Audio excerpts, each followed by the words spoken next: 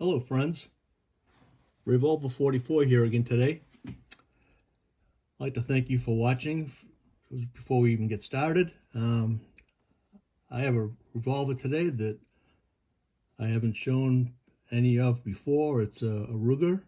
I have to apologize to any of my fans out there that like Rugers. I've been kind of lax about showing Rugers. I don't have as many as I have Smiths. Probably because they don't make as many revolvers as Smith does. But however, I do have this one and a couple of newer ones, an SP-101 and what else? A couple of single actions, a couple of a single action, single six, and a couple of Vaqueros, one in 45 and one in 357 Magnum. However, this gun here is a Ruger Security 6. This gun was made in 1974. It's I'm not going to show how long the barrel is, to tell you the truth. Check that out right before we do anything else.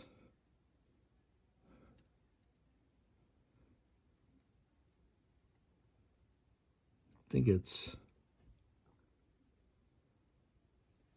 what would it be? I think it's 2 3/4. Yep, 2 3/4. 2 3/4 inch barrel.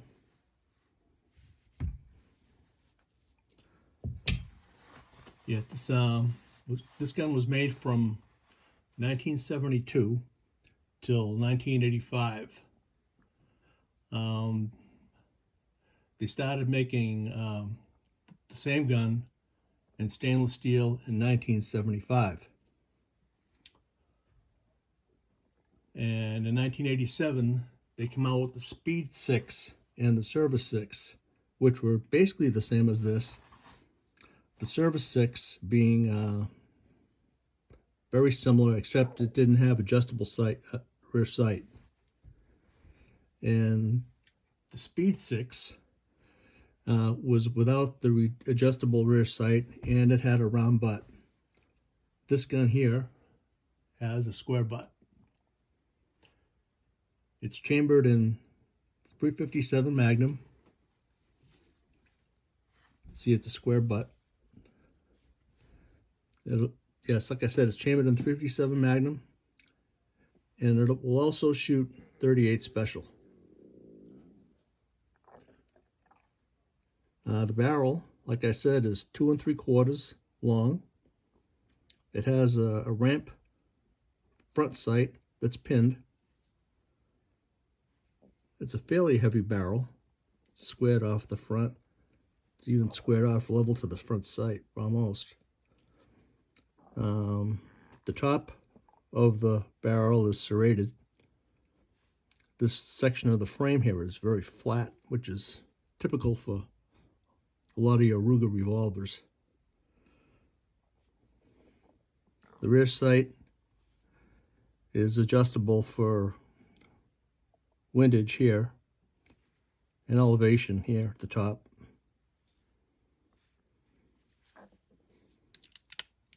This has a floating firing pin. It's very safe to shoot. You have to pull the trigger for it to fire. If you just drop the hammer like this without pulling the trigger, it won't fire. The hammer is blocked by this bar here.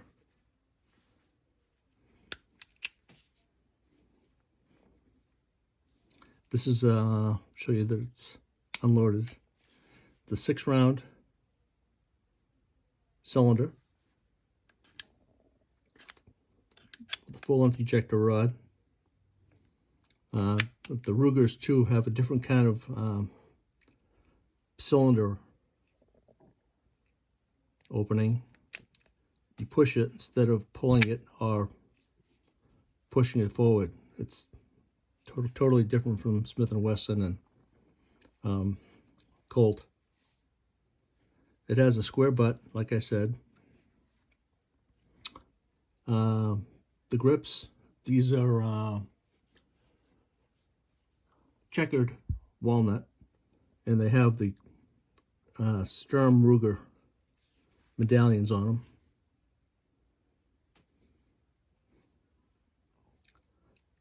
The roll marks on the gun, we have 357 Magnum caliber on this side here, and we have a little Ruger emblem, and here it says Security 6. On this side of the gun, it says Sturm Ruger Company, Incorporated, Southport, Connecticut, USA. The hammer, I forgot to mention, it has a nice knurl on the top of it. It's pretty narrow. Let's see what it measures. About 300 thousandths thick. The trigger is also serrated. It's pretty wide.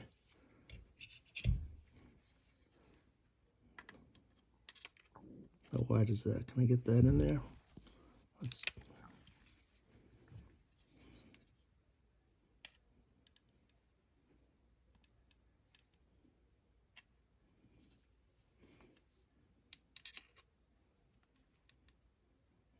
It's about 5/16 wide anyway. Give a nice purchase on the trigger. Yeah, it's got a smooth front strap and back strap. The bottom of the grips are kind of tapered. The serial number is on the bottom of the grip.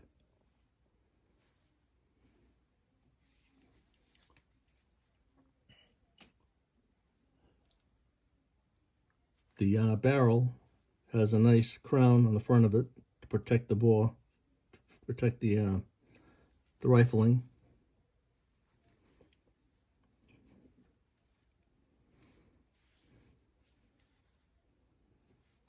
It's a nice size gun. It has a good feel to it. Nice and balanced.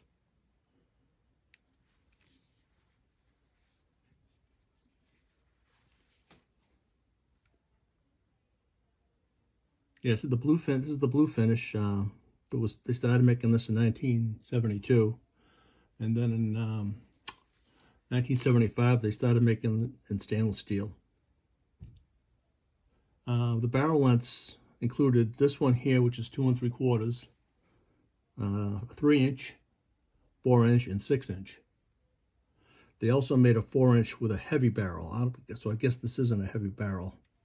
Probably it's the regular barrel. They made an early model with fixed sights, which was later named the Service 6. The Service 6 was chambered in was it 357 Magnum, 38 Special only, and also 9mm. That'd be a nice one to find, one in 9mm.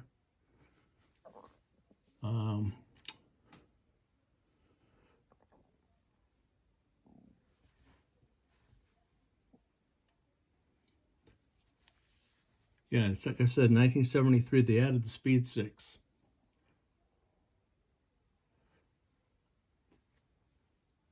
I didn't tell you that yet. That was the Service 6 I was telling you about. 73 they added the Speed 6, which was exactly the same as the Service 6. No adjustable sights, but the difference being the Speed 6 had a round butt, where the other two had square butt. And the Speed 6 was available in 357, 38 Special only, and 9mm. And there were also a few of them that were made in 38 Smith & Wesson. But it's a really nice looking gun. Nice shooting gun. Pretty compact.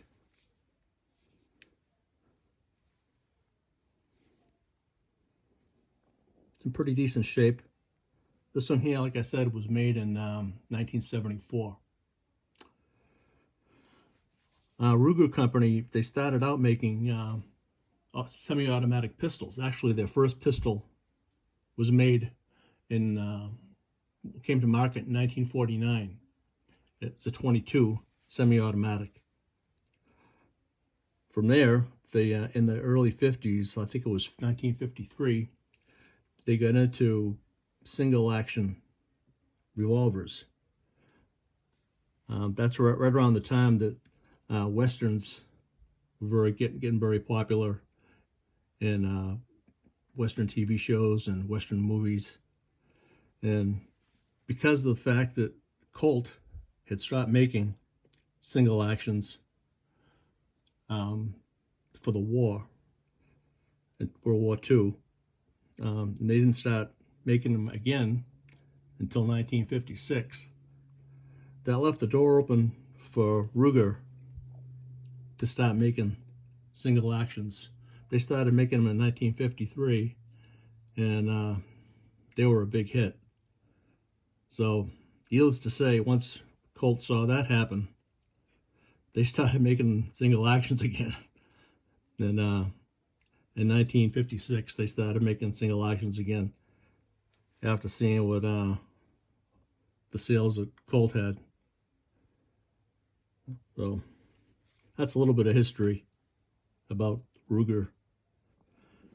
Let's check the weight on this gun.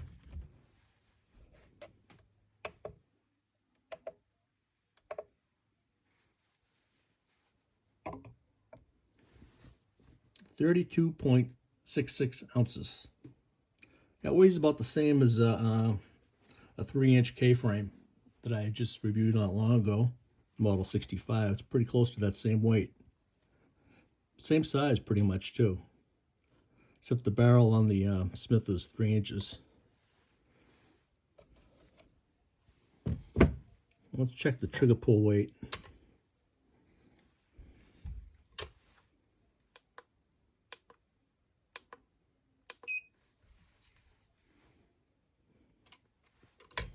It's always hard to get this just right.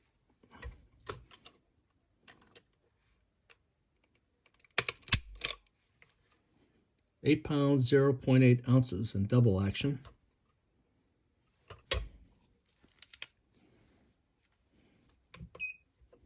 Single action, 2 pounds, 8 ounces. That's pretty nice. Let's check it dimensionally.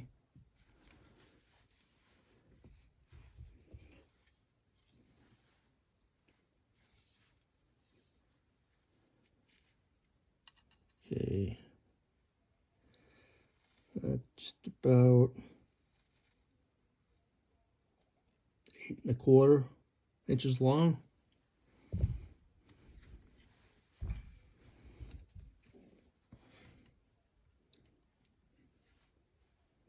By 4 and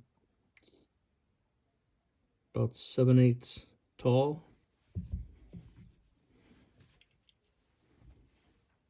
Check the cylinder diameter.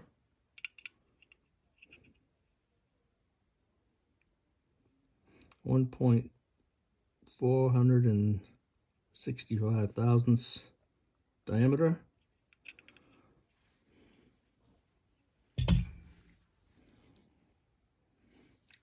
That's pretty much sizes that all up.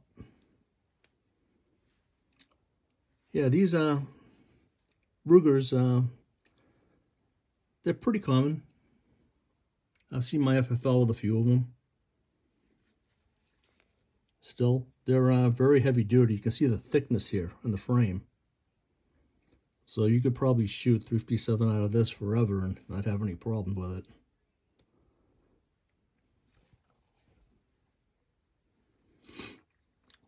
This is a very well-made gun. Another thing I wanted to mention too is when you take this gun apart to clean it, this frame is all one piece. Unlike the Smith & Wessons, where you have a side plate here that comes off. This whole gun supposedly can be taken apart with a dime. I wouldn't try it because you probably mar up the screw for the grips. But you take the grips off, then there's a spring inside of here that you have to capture, remove. And once you do that, see there's a split here? There's a little split here in the frame. This whole trigger mechanism comes off. The hammer comes off. And then from there, you can remove the cylinder. And all you have left is the frame. The frame is all one piece. That's a very sturdy way of making a firearm. Well, that's all I have for this gun today. Thank you for watching. This is Revolver 44. Please like and subscribe, and have a great day. And I'll try and get something else out to you within the next couple of weeks. Thanks for watching. Take care.